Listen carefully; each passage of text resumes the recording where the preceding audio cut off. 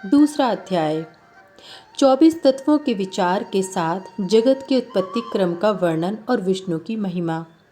श्री पराशर जी बोले, जो ब्रह्मा, विष्णु और शंकर रूप से जगत की उत्पत्ति, स्थिति और संहार के कारण हैं तथा अपने भक्तों को संसार सागर से तारने वाले हैं, उन विकार रहित शुद्ध अविनाशी परमात्मा सर्वदा एक रस सर्वविजयी भगवान वासुदेव विष्णु को नमस्कार है, जो एक होकर भी नाना रूप वाले हैं, स्थूल सूक्ष्म हैं, अव्यक्त कारण एवं व्यक्त कार्य रूप हैं तथा अपने अनन्य भक्तों की मुक्ति के कारण हैं, उन श्री विष्णु भगवान को नमस्कार है।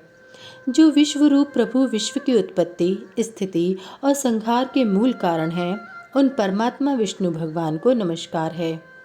जो विश्व के अधिष्ठान हैं, अति सूक्ष्म से भी सूक्ष्म हैं, सब प्राणियों में स्थित पुरुषोत्तम और अविनाशी हैं, जो परमार्थ वास्तव में अति निर्मल ज्ञान रूप हैं, किंतु अज्ञानवश नाना पदार्थ रूप से प्रतीत होते हैं, तथा जो काल स्वरूप से जगत की उत्पत्ति और स्थिति में समर्थ एवं उसका संहार करने वाले हैं, उन जगदीश्वर अजन्मा अक्षय और अव्यय भगवान विष्णु को प्रणाम करके तुम्हें वह सारा प्रसंग क्रमश सुनाता हूँ, जो दक्ष आदि मुनि श्रेष्ठों के पूछने पर पितामह भगवान ब्रह्मा जी ने उनसे कहा था। वह प्रसंग दक्ष आदि मुनियों ने नर्मदा तट पर राजा पुरुकुत्स को सुनाया था तथा पुरुकुत्स ने सारस्वत से और सारस्वत ने मुझसे कहा था। जो प्रकृति से भी परम श्रेष्ठ अंतरात्मा में स्थित परमात्मा रूप वर्ण नाम और विशेषण आदि से रहित है, जिसमें जन्म वृद्धि परिणाम क्षय और नाश इन 6 विकारों का सर्वदा अभाव है, जिसको सर्वदा केवल है इतना ही कह सकते हैं, तथा जिनके लिए यह प्रसिद्ध है कि वे सर्वत्र हैं और उनमें समस्त विश्व बसा हुआ है। इसलिए ही विद्वान जिसको वासुदेव कहते हैं, वही नित्य अजन्मा अक्षय अव्यय एक रस और है गुणों के अभाव के कारण निर्मल पर ब्रह्म है। वही इन सब व्यक्त कार्य और अव्यक्त कारण जगत के रूप से तथा इसके साक्षी पुरुष और महाकारण काल के रूप से स्थित है।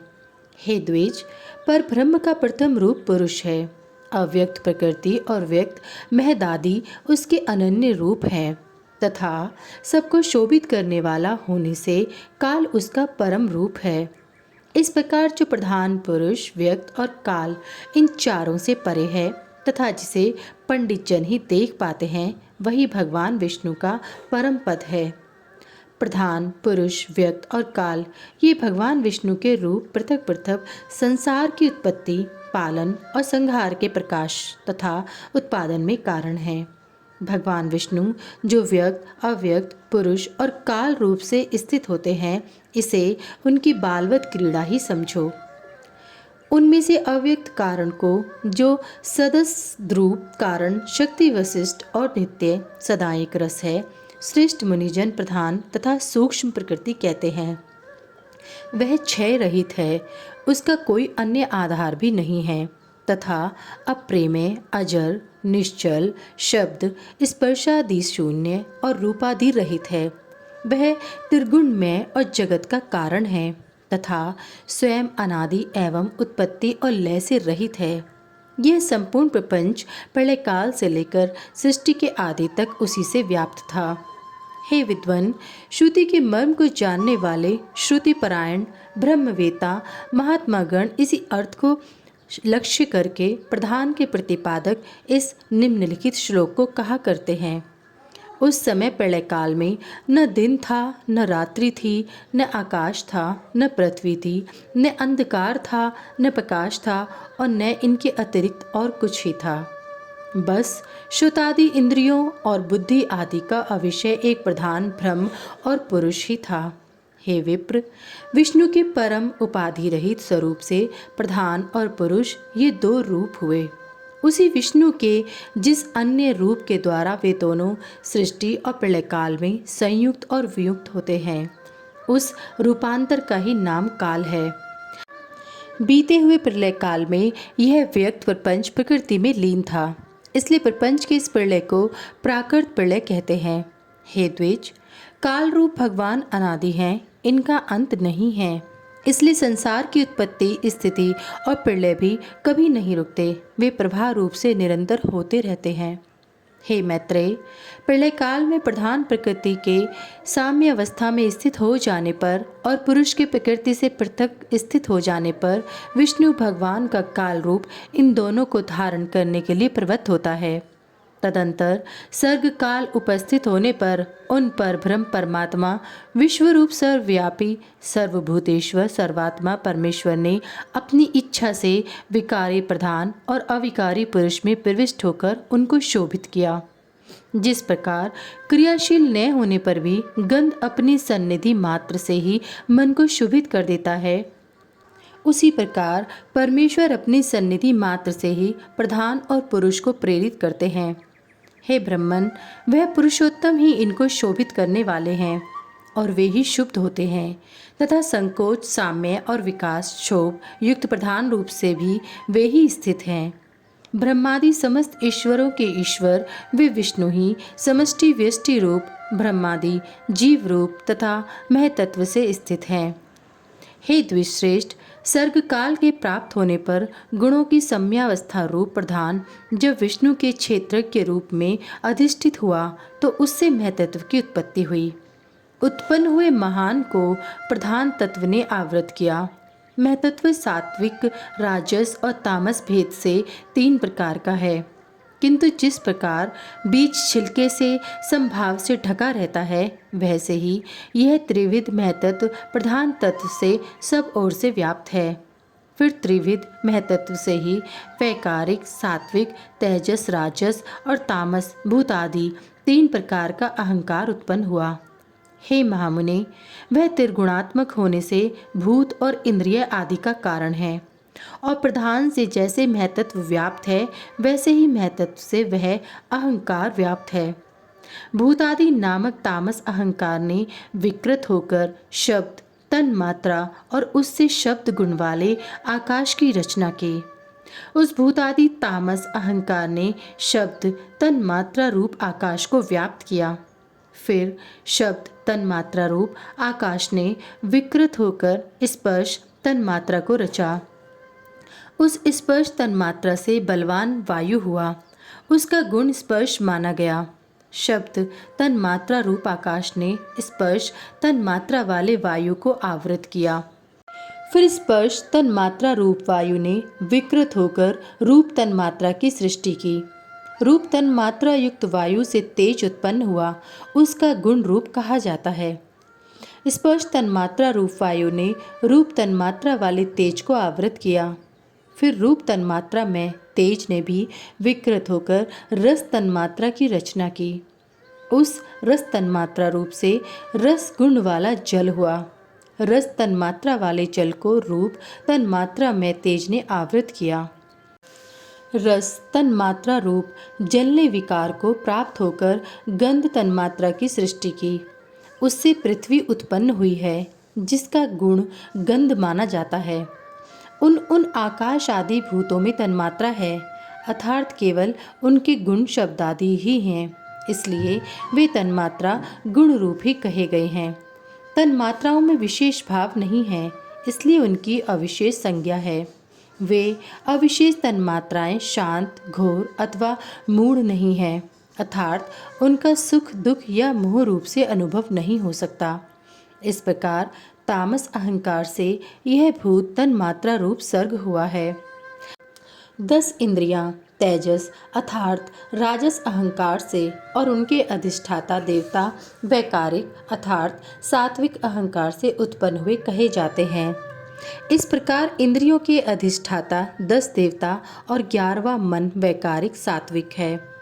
हे द्विज, त्वक, चक्षु, नासिका, जिह्वा और श्रोत्र ये पांचों बुद्धि की सहायता से शब्द आदि विषयों को ग्रहण करने वाली 5 ज्ञानेंद्रियां हैं। हे मैत्रेय, पायु, गुदा, उपस्थ, लिंग, हस्त, पाद और वाक ये 5 कर्मेंद्रियां हैं। इनके कर्म मल मूत्र का त्याग, शिल्प, गति और वचन बतलाए जाते हैं। आकाश, वायु, तेज, जल और पृथ्वी, ये पांचों भूत उत्तरोत्तर क्रमश शब्द, स्पर्श आदि 5 गुणों से युक्त हैं। ये पांचों भूत शांत, घोर और मूढ़ हैं, अर्थात सुख, दुख और मोह युक्त हैं, अतः ये विशेष कहलाते हैं। इन भूतों में पृथक पृथक नाना शक्तियां हैं, अतः वे परस्पर पूर्णता मिले बिना संसार की रचना नहीं कर सके। इसलिए एक दूसरे के आश्रय रहने वाले और एक ही संघात की उत्पत्ति के लक्ष्य वाले महतत्व से लेकर विशेष पर्यंत प्रकृति के इन सभी विकारों ने पुरुष से अधिष्ठित होने के कारण परस्पर मिलकर सर्वथा एक होकर प्रधान तत्व के अनुग्रह से अंड की उत्पत्ति की। हे महाबुद्धे, जल के बुलबुले के समान क्रमश भूतों से बड़ा हुआ वह गोलाकार और जल पर स्थित महान अंड ब्रह्म हिरण्यगर्भ रूप विष्णु का अति उत्तम प्राकृत आधार हुआ। उसमें वे अव्यक्त स्वरूप जगत्पति विष्णु व्यक्त हिरण्यगर्भ रूप से स्वयं ही विराजमान हुए। उन महात्मा हिरण्यगर्भ का सुमेरु उल्ब, गर्भ को ढकने वाली झिल्ली, अनन्य पर्वत, जरायु, गर्भाशय तथा समुद्र गर्भाशयस्थ रस था। हे विप्र, उस अंड में ही पर्वत और द्वीपादि के सहित समुद्र, ग्रह गण के सहित संपूर्ण लोक तथा देव, असुर और मनुष्य आदि विविध प्राणी वर्ग प्रकट हुए। वह अंड पूर्व की अपेक्षा 10-10 गुण अधिक जल, अग्नि, वायु, आकाश और भूतादि अर्थात तामस अहंकार से आवृत है तथा भूतादि महतत्व से घिरा हुआ है, और इन सबके सहित वह महतत्व भी अव्यक्त प्रधान से आवृत है। इस प्रकार जिसे नारियल के फल का भीतरी बीज बाहर से कितने ही छिलकों से ढका रहता है, वैसे ही यह अंड इन 7 प्राकृत आवरणों से घिरा हुआ है। उसमें स्थित हुए स्वयं विश्वेश्वर भगवान विष्णु ब्रह्मा होकर रजोगुण का आश्रय लेकर इस संसार की रचना में प्रवृत्त होते हैं तथा रचना हो जाने पर सत्व गुण विशिष्ट अतुल पराक्रमी भगवान विष्णु उसका कल्पांत पर्यंत युग युग में पालन करते हैं। हे मैत्रेय, फिर कल्प का अंत होने पर अति दारुण तम प्रधान रुद्र रूप धारण कर वे जनार्दन विष्णु ही समस्त भूतों का भक्षण कर लेते हैं। इस प्रकार समस्त भूतों का भक्षण कर संसार को जल में करके वे परमेश्वर शेष शैया पर शयन करते हैं। जगने पर ब्रह्मा रूप होकर वे फिर जगत की रचना करते हैं।